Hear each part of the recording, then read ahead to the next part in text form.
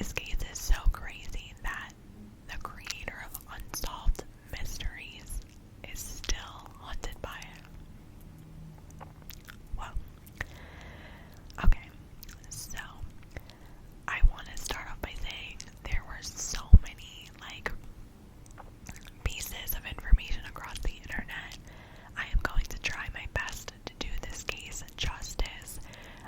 If you feel like I'm missing something or you have more to add, please do so in the comments below. So yeah. So on June 8th, 1989, the quiet city of Richmond, a suburb of Vancouver, British Columbia, was shocked when a body was found lying in the yard of an abandoned house. The victim was identified as 44-year-old nurse Cindy James. She had been drugged and strangled, and her hands and feet had been tied behind her back. She had previously been the victim of harassment and assault by an unknown assailant. Despite this, the Royal Canadian Mounted Police believed that her death was either an accident or a suicide. It's gonna get crazy. Let me take a sip of my tea. And by the way, this is a new mug. Well, it's not a new mug. It's a new mug for you guys. This is Sully from Monsters Inc. My sister got this for me when she was at Disney World a few years ago. I used to use it all the time at work. It's huge. Like, this video is not going to do it justice, but it's more like a freaking soup bowl. But I was just in the mood to use it, so it's so cute. I'm obviously the scare floor champion, so.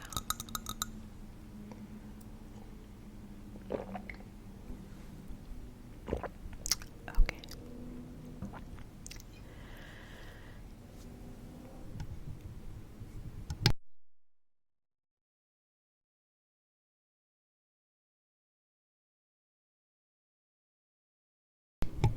Sorry, I needed to catch my breath. Cindy had graduated from nursing school in 1966. She later became the administrator for a preschool for children with behavioral and emotional issues. She was married but did not have any children of her own.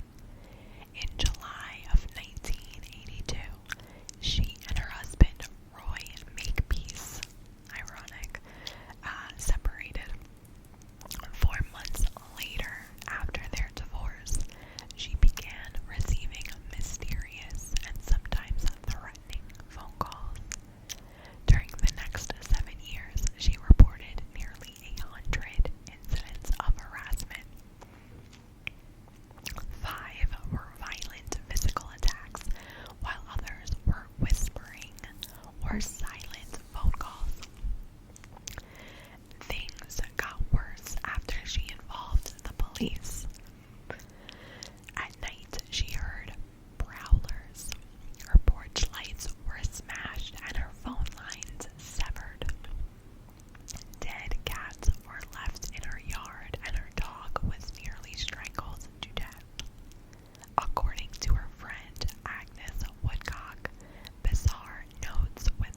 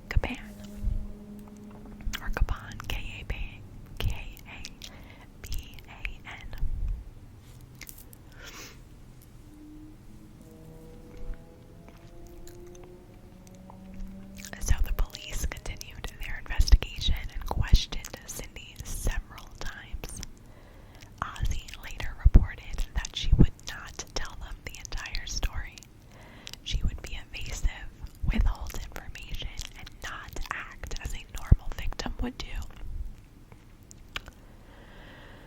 When the police gave her a polygraph test, the examiner also claimed that she was withholding information.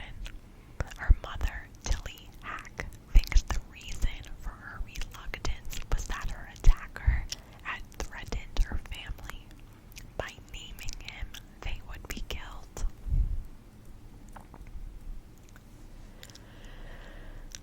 On the night of January 30th, 1984, Ozzy heard strange sounds coming over a two-way radio that he had given Cindy and went straight to her house. He went around and found that it was locked. Looking through a window, he found her lying on the floor with a paring knife through her hand. She was taken to the hospital where she later recalled being attacked and a needle going into her arm. Police never found fingerprints from a suspect, and there was no independent corroboration. Cindy saw this person sometimes accompanied by one or two others, or sometimes she would say there were 2 or 3 people, but police could never find a suspect. The threatening calls continued, but they were too short to trace. There were never ones when the police had 24-hour surveillance on her home for days on end, with up to 14 officers, but when surveillance was off of her house, another incident would happen. As police became skeptical of the harassment, Cindy's parents believed her attacker was staying away to make them suspicious of her. On December 11th, 1985, she was found dazed and semi-conscious, lying in a ditch 6 miles from her house. She was wearing a man's work boot and glove and suffering from hypothermia. Cuts and bruises covered her body. A black nylon stocking had been tied tightly around her neck. A needle mark was found on her arm, but she had no memory of what happened. Agnes and her husband Tom stayed with Cindy to keep her company and protect her. One night in April 1986, they heard noises and awoke to find the basement in flames and the phone dead.